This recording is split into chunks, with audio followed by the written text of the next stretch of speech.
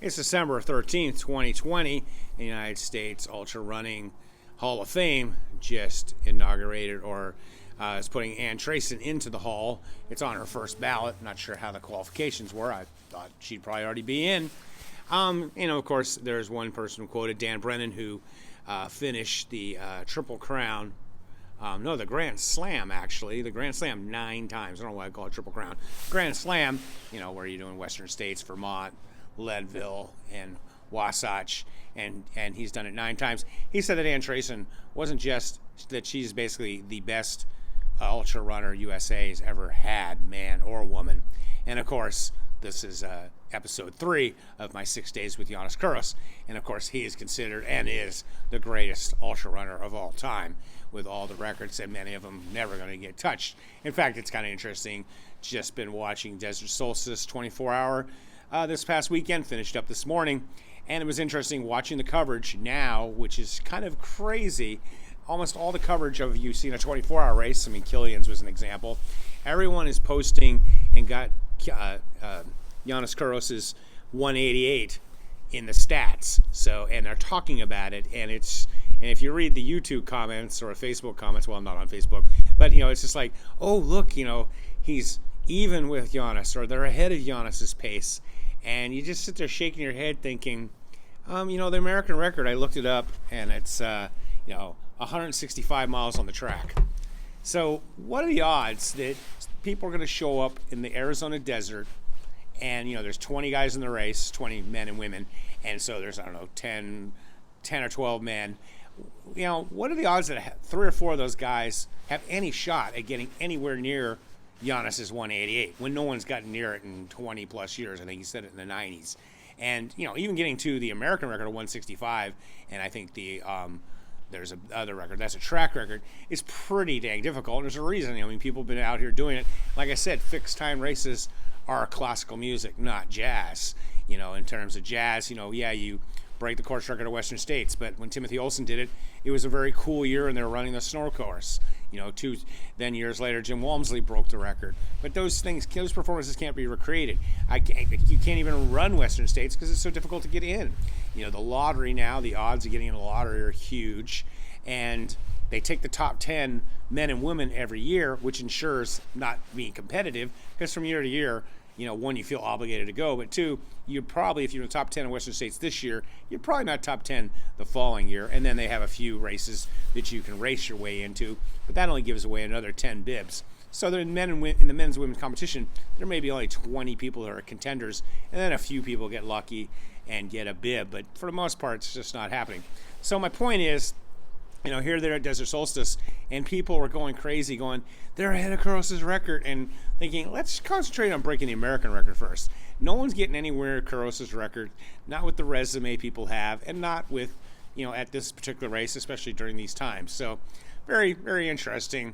So to go on to my story of my 6 days with Kouros, of course, I haven't really gotten to Kouros yet, but in 2013, I finally abandoned trying to do trail hundreds because I kept missing the cutoff, because I'm mainly a hiker, and the cutoffs are too severe at the beginning. You got to do 20-minute miles to finish, but you got to do 16, 17s all the way to 50 or 60 miles. And so I missed San Diego cutoff, mile 75 or something, by 5 or 10 minutes.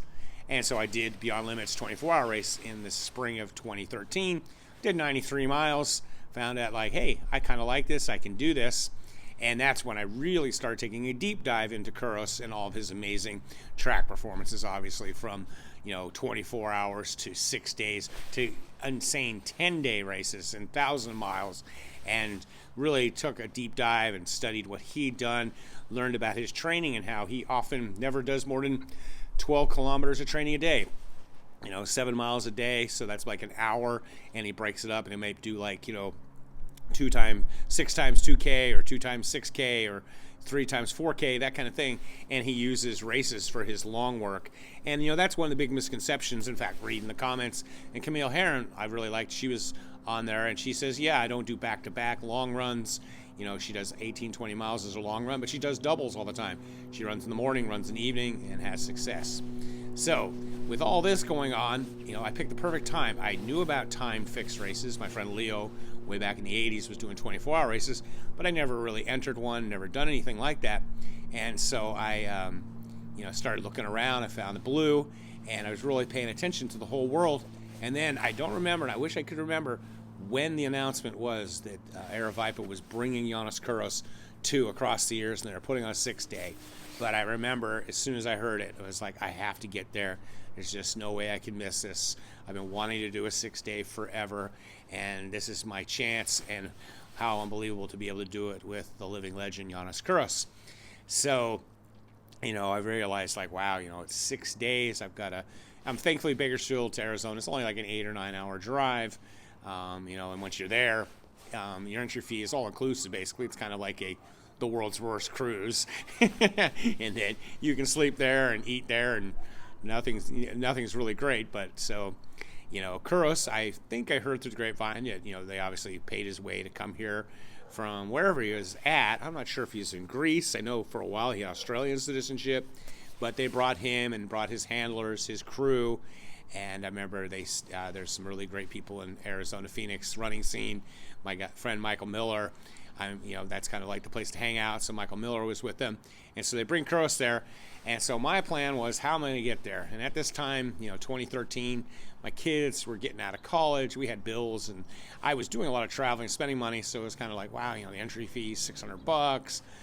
Traveling, and then all the time off. And I was full-time coaching, big time then. Of course, the perfect thing about across the years, it's a time of year where things kind of shut down. It's December 28th to January 3rd. Not a whole lot going on except, people partying and stuff and Thanksgiving. So wasn't too worried about my coaching business. I thought, well, I can do this. I'm going to be gone for, 6-day race, but you got to get there the day before and then travel the day after. So I knew I was going to be gone for 8 or 9 days. But I thought, I got to do it. So thankfully, my Bakersfield Distance Project people helped me out with some funds because I wasn't going to have a crew. And so I kind of had a virtual crew because at least I could use money. And of course, this was pre-Uber and DoorDash and that kind of thing. So now I use those. And I highly recommend, if you're doing a multi-day race and you're by yourself, you can just DoorDash food to yourself, or things like that. And of course, use Ubers. And I, in fact, use Airbnbs, and I get places to stay, and I'll actually just drive back and forth between the race so I can get some rest. So, Kouros is heading there. Joe Fegis is coming, and I'd heard about Joe the year before. I remember him crushing the 72-hour races across the years, and I remember reading about him running Ball State 500K unaided, and just how he was an amazing athlete. I remember his story, because it's a race across Tennessee, and it's out in the middle of nowhere, and I remember him writing, I'm running to town quickly, trying to get to the convenience store before it closes at 8 o'clock, and getting there late, and the doors are locked and closed, and him being really, really hungry, and then him saying, and then I looked in the trash, and there was like a half-eaten bag of chips, and at first I wasn't really into eating them, but then I said, screw it, and had them. So I knew Joe was tough. My buddy, the Jester, of course, is going to be there, and a host of other West Coast people. I had no idea how big the East Coast scene would be, and even foreigners, Europeans were showing up. So it turned out to be an amazing, just electric place. But I get ahead of myself. So I was kind of low on funds, trying to figure out ways to get there. I did get a good deal on the entry fee. They helped me out, and I had a tent paid for at the race, which I found out didn't really work. And so then it was like, how am I going to get there? And back then, flying was, I should have flown, but flying seemed a little bit expensive, and I hadn't really flown. I've only flown a few times in my life, so I wasn't really sure. I thought, I've been going to races and taking Amtrak and the bus, and so I figured, well, I'll go that way, which wasn't really the smartest idea. But it's interesting. Before I moved to Bakersfield, I was 14 when I moved here in 8th grade, and I never flew, but I've been to 48 of the states, the lower 48 states, because we drove a lot. We drove across country from Georgia to Bakersfield. We just drove a lot when I was a kid. My dad liked to travel by car. So I never flew. And then when I went to UC San Diego, I ran cross country there for the Tritons, and we had this all-Cal meet. The first year the all-Cal meet was at Riverside, UC Riverside, just up the road. So we used to always have to drive to LA for races. In fact, that's why I kind of stopped competing in college, because the traveling and stuff when you're trying to go to school was just a bit much. And we're Division III, no scholarships. So, but the second year was at UC Santa Cruz, and I knew we were flying there. And so all summer, I trained super hard. I always had to come back to Bakersfield, so it was hot. Trained really hard, and my whole goal, make the team so I could go to UC Santa Cruz. And so my very first flight, I actually won. I made the team and got to fly and went to Santa Cruz, and that's a whole other story. So I chose to take the Greyhound like I've done before. Booked the thing pretty early, got a pretty good rate, but I was going to travel, which is just now looks so dumb. I decided to take a bus on December 26th, and I caught it at 8 o'clock in Bakersfield, and oh my gosh, it was an adventure. My bus left at 8 o'clock on December 26th in Bakersfield, had a son drop me off, and he drops me off at the bus station. I've taken the bus quite a bit from Bakersfield, and it's never been too crazy, but it was packed, and I'm thinking, this was a bad idea. You always see those videos of, airports packed for the holidays, Thanksgiving and Christmas. Even during COVID, Thanksgiving travel was off the hook. So, I get in line for the bus, and the problem with some of the buses from Bakersfield to LA is a lot of times they're coming from up north with people, so they already are full with people coming from Fresno or San Francisco. And that's the case that happened with this. And even though I tried to get in the line as quickly as I could, basically I get on the bus, it's completely packed. There's only one seat, and I'm a big guy, 250. The guy sitting in my row was bigger than me. He was probably 300. And I was like, I just walk up to him and go, hey, sorry, dude. There's no other where to sit. And he was cool with it. And it's interesting, pro tip on riding Greyhound, and you get on a bus, don't take an empty row unless there's a lot of empty rows and there's nobody getting on the bus. What you do, and I call it my abuela method or grandmother method, is when you get on the bus, when you see a little old lady sitting by the window by herself, take that seat. You want to choose your seatmate. Don't let your seatmate choose you. And so I always look for the little old lady, and I sit with her, and at least I got leg room, and usually she's nice, usually she falls asleep, and you don't have to deal with it. So I get on this bus at 8 o'clock at night with this big guy. Thankfully, I was traveling with one of my backpacks I love to carry. Actually, I was wearing my jacket, a Prep Cal track jacket, which I used to work with Rich Gonzalez. I traveled with him a lot to high school cross country and track meets here in California, big, huge website. And the guy saw my jacket and immediately had a connection. He was this big, big black guy.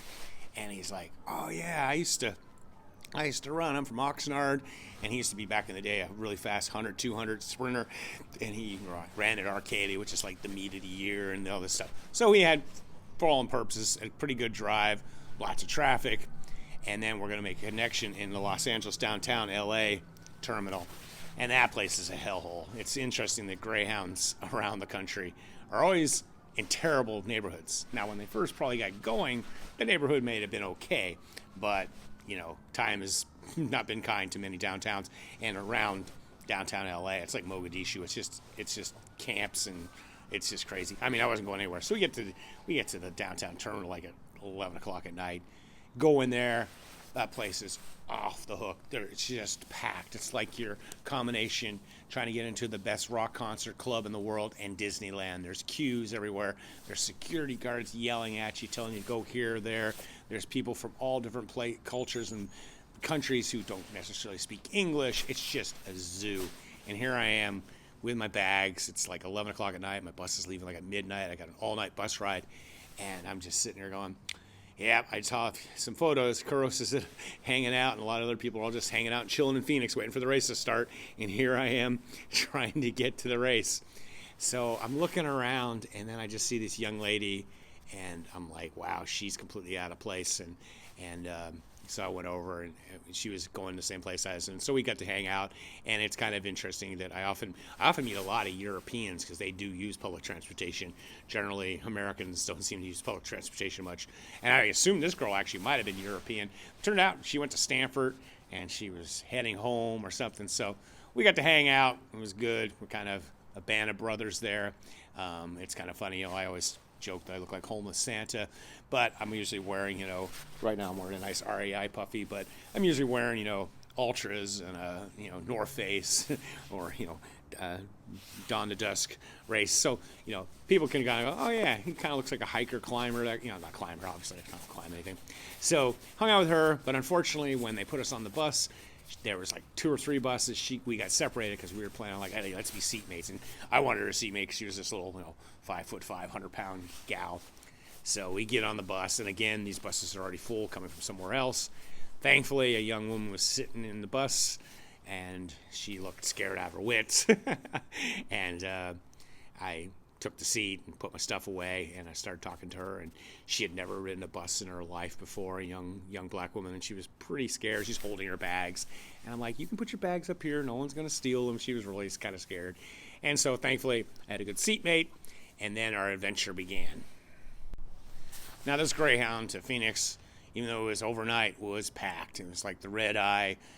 Didn't really sleep. We stopped a couple times out in the middle of nowhere to get restroom breaks and get food and stuff, and fairly uneventful. I might have got a little bit of rest. And then we're finally getting into Phoenix, and I hadn't been to Phoenix in decades, and we're driving into Phoenix, and I'm thinking, it's 7:30 in the morning. Why is it so damn dark? I mean, here in Bakersfield, like today I went out, and it's 6:30, and it was actually super foggy, but the light's starting to come up. You have civilian twilight. And we're driving along, we're heading into Phoenix, and I'm thinking, man, it's dark, and look at all the car lights. And then we finally get into the terminal, and then I remember that Arizona doesn't do daylight savings time, so there's an hour time difference. So it would be 6:30 in Bakersfield. It's 7:30 there, so the sun comes up later in Phoenix, and this comes into play in the race, and it goes down later. In fact, watching the Desert Solstice yesterday, you could see that. So here I am, I'm getting to Phoenix. And this is, pre-Uber and Lyft. I don't think Uber and Lyft was around in 2013. And I've never done a taxi in my life. And I just heard horror stories. And there's no way I was ever going to do a taxi. So I'm going to take the city bus. I've got a big rolling suitcase. Pretty good case that I've taken to the Dome in the past. And I had a backpack. I had like 2 backpacks and a rolling suitcase. Whatever I could sneak onto the bus. So I'm going to catch a city bus. It was cheap. Pretty easy, but it took another hour to get there.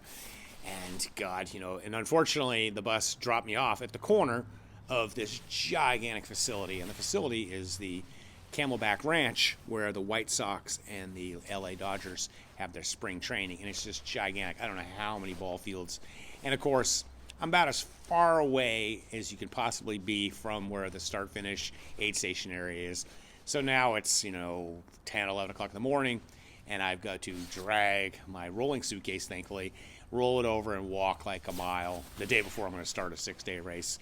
And I've been up all night for the most part. And so I drag my thing over there, and I get there at 10 or 11 in the morning, the day before the race. And they're already setting up. And finally, I have made it to the start finish of my first official 6-day race and my first race with Yiannis Kouros.